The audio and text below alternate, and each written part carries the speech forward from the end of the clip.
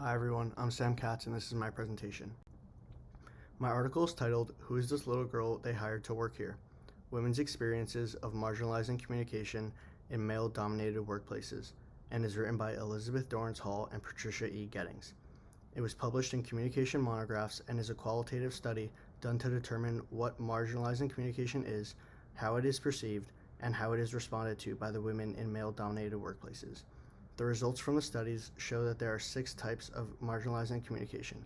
They are isolating communication, being silenced, facing consequences for breaking gender norms, markers of disrespect, violence or sexual harassment, and lack of tolerance for physical needs and body. The authors interview 41 women who work in or have worked in male-dominated workplaces and industries. I believe the researchers applied a subjective approach in conducting the experiment and interviews.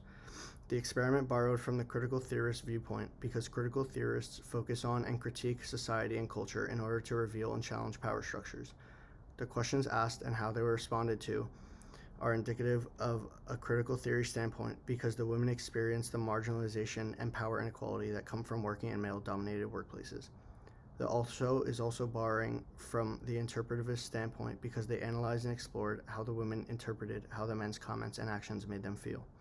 The authors believe that women may be pushed out from these jobs because they don't want to deal with constant marginalization and degrading comments from male coworkers and supervisors. The women can also be forced to stay in these jobs because they need to experience or cannot afford to leave. That's why I believe the authors used those 2 criteria to conduct subjective research to interpret how the women responded and how it relates to the bigger conversation of how women are treated in the workplace. In closing, I've shared with you one article taken from Communication Monographs written by Elizabeth Dorrance Hall and Patricia E. Gettings, which feature the ways in which women are exposed to marginalizing communication in the workplace, how they interpreted it, and how they responded. They interviewed 41 women on their experiences. The researchers presented a subjective argument in which they recorded and explained the women's answers to interview questions, which was reflective of critical theorists and interpretivist view of the data, which illustrated the relationship between marginalizing communication and how the women interpreted it and responded. Thank you.